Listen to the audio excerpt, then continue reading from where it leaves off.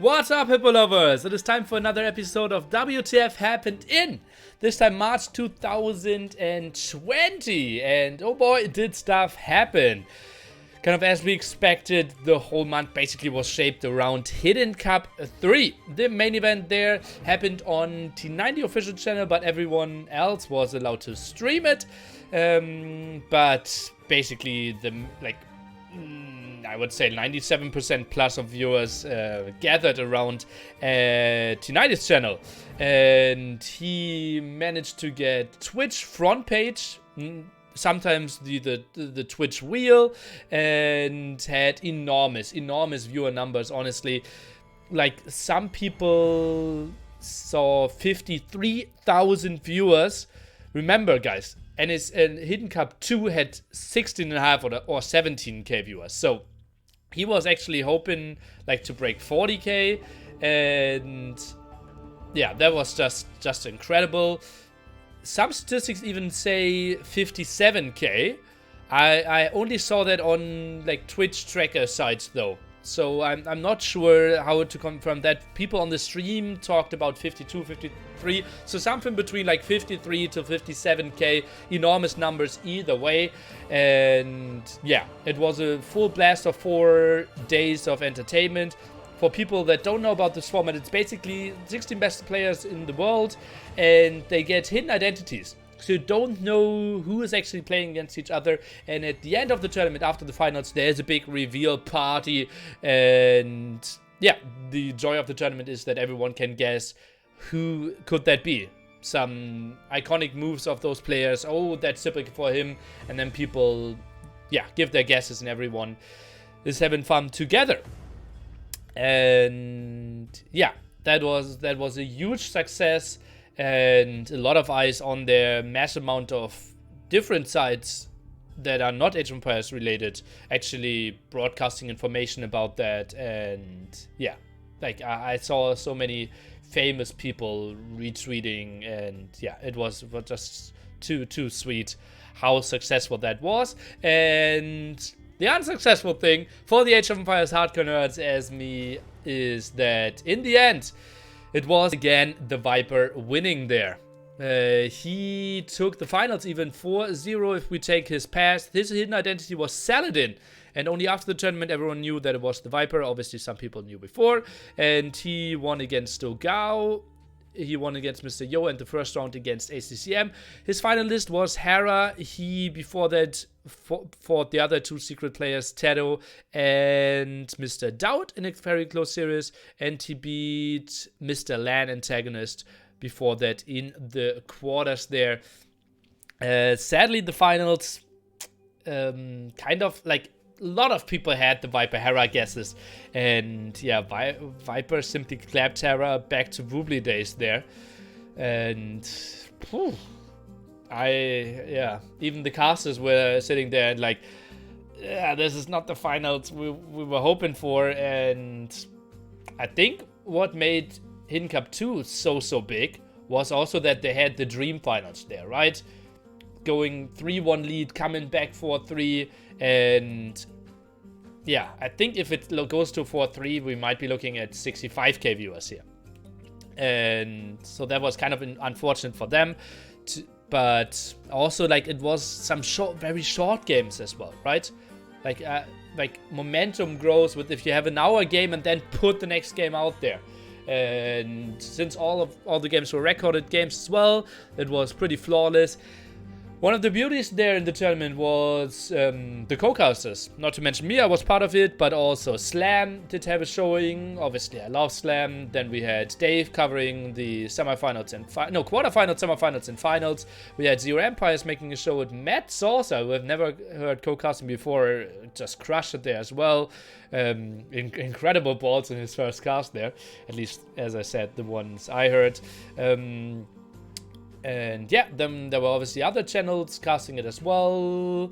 Not too sure about their viewer numbers. I think Ondo was sitting at 300, Membet 800. Could have maybe checked those numbers prior to that. And yeah, big blowout performance for a lot of them is Dogao making it into the semifinal after he beat Mr. MBL 3-2 there in a very good series. And a hard-fought one, game 5 there, if I remember correctly. And yeah, Yo, Doubt, Leary, and MBL dropping into the quarterfinals there.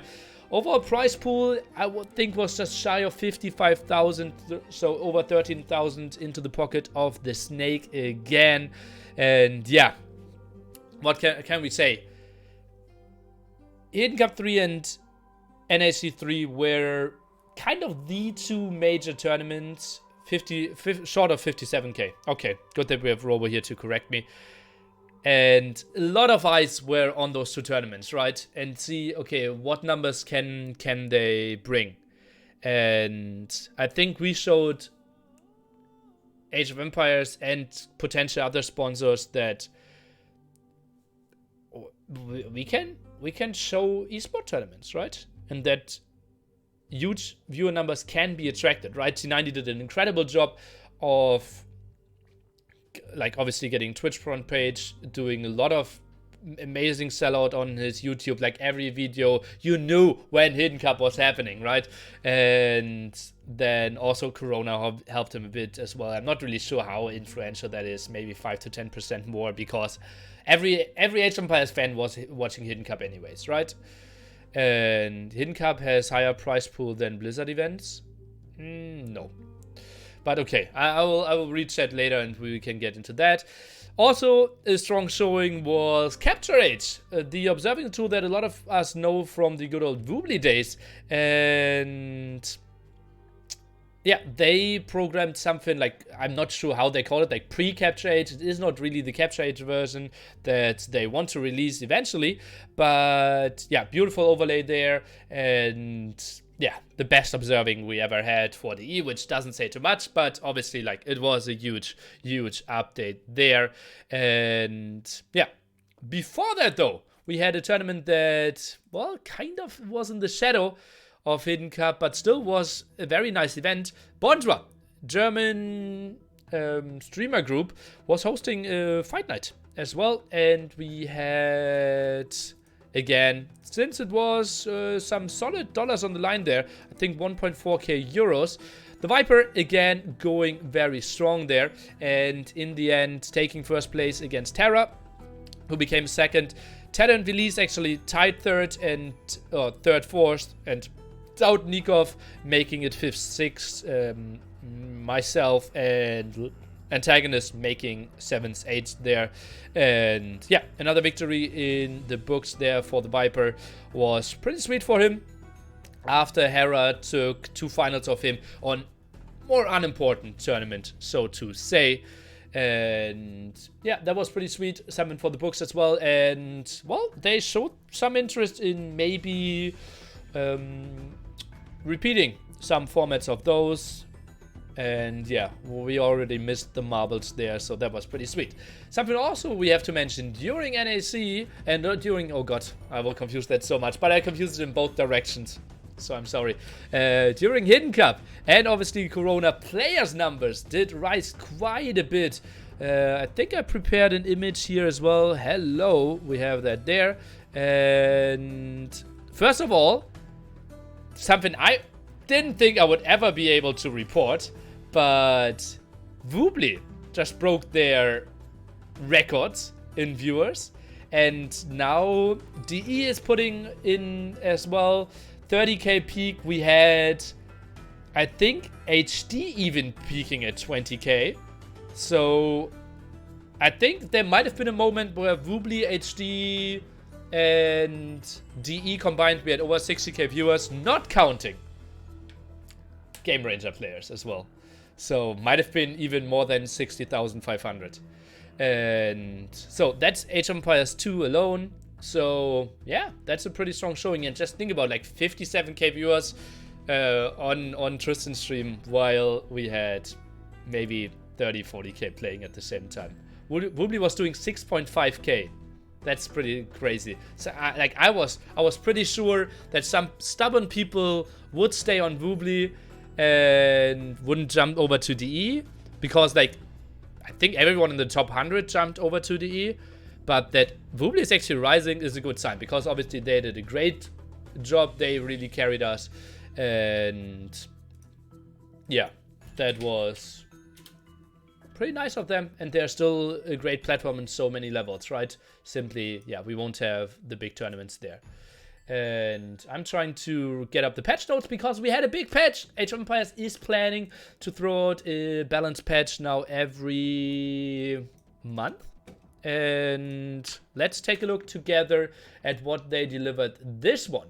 I will make this complete full screen, and then we can, yeah, look at this together. I'll move myself a bit to the side and zoom in a bit, and we can see something. So for now, we can do it one by one. Some la la la, something with flowers, pictures, colors. Okay. Do here performance, game stability. Yeah. I won't believe it till I see it. Okay, but now we get back to balance. Hello, Step Lancers, +1 attack after they probably got nerfed to death earlier. We now become, or get into a situation where they might be a bit more viable again. We will see. It's still a lot of jumping there, I would say. Chinese, after getting block printing, they were too good because now onagers weren't really a threat in imp anymore, so they removed redemption. I'm not really sure. I think there was someone in the Chinese department of history messaging or sending them a letter, but we invented block printing, it should be in the game or something. I think just keep redemption, remove block printing could have been a way. I have no idea why we went in this direction, but that's what we have, and I think that will weaken them a bit when it comes to monk rushing, but okay. Then we have Cumans. They now no longer have redemption as well. I think not the most important thing. I didn't see too many monk rushes from Cumans, but now they get capped rams, and I like this for the identity of Cumans. They were the civilization's Dark Age rams anyway, so that's pretty lovely for me. And Kipchek's got a buff, 1 extra arrow there, good against siege units, good against high armored units. And yeah, I like that. Then we have some small reductions here and some small changes that now we have the Pierce armor. No, that's fast productions, right? Step fast printer, yeah. 4 step lances as well. Then we have the Ghost. Obviously, the biggest problem that we had at the moment, that they were just too efficient, and now we have a discount here. So it's only 20% in Dark Age, 25 in Feudal Age, and staggering up. We get the removal of Arson, so no more extra attack against buildings, but we get extra attacks against building starting in Feudal Age here. So basically, some people say, okay, now they get Arson for free, but it just plays out a bit differently here, I would say. And yeah, so some attack here starting in Feudal Age already. Then we have Tatars, probably the biggest changes there, and they now gain Thumbring. That's an upgrade I like a lot. They could be viable here going for Castle Age. Then we have Kashix. The time for production got reduced a bit. And we also have now, yeah, Silk Armor is for Step Lancers indeed. We finally have Siegecraft being valuable or viable. +2 range instead of 1. Feels sick now because they obviously have siege engineers as well. So now traps with 19 range. That's pretty crazy, but we can still make something happen. Meanwhile, I'm searching another video because now we got a completely new meme unit, namely the Flaming Camel. And where is the doubt video? I thought I prepared a doubt video here. No? Oh no. What did I do? Doubt.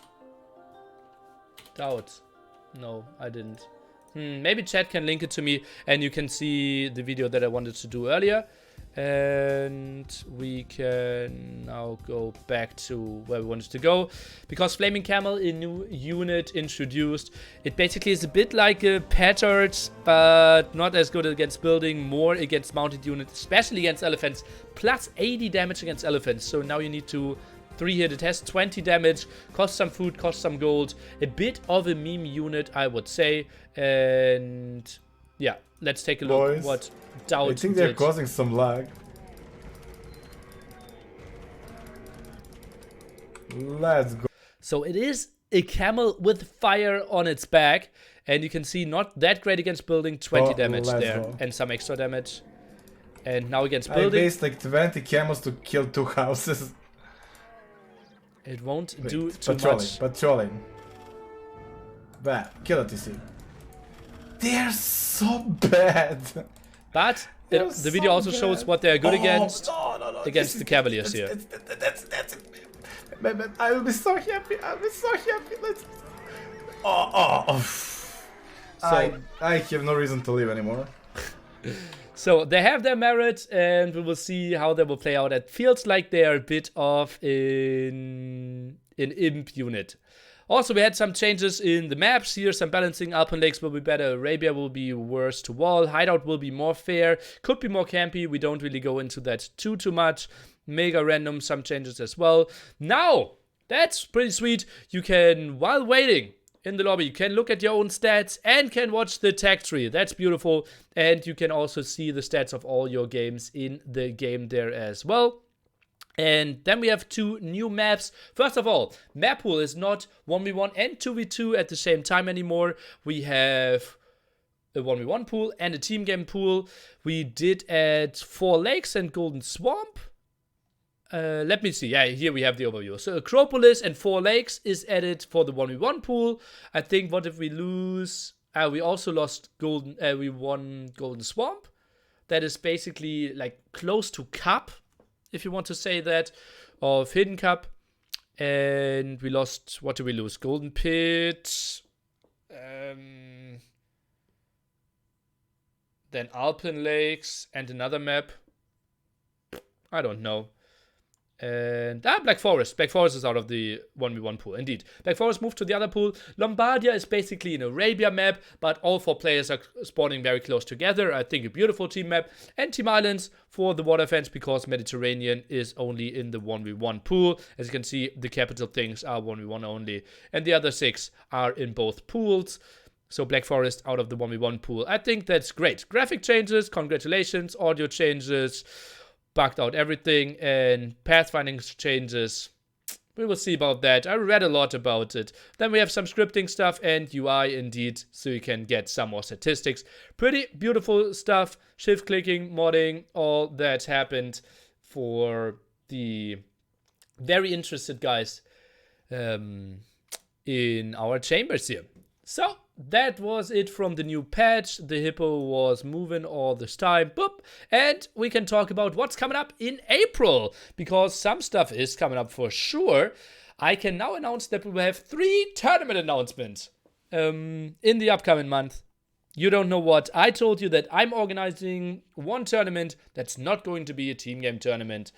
And yeah, that's what I'm saying. Then we also have Visible Cup, a tournament that has, I will say a number, Robo will correct me, 170 signups.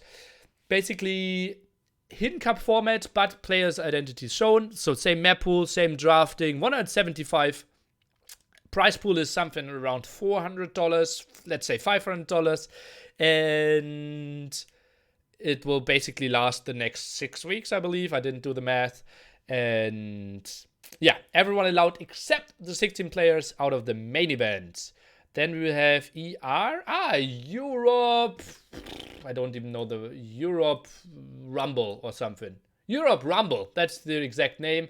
A tournament that is somewhat similar to a Nations Cup or Euro Cup, some people say.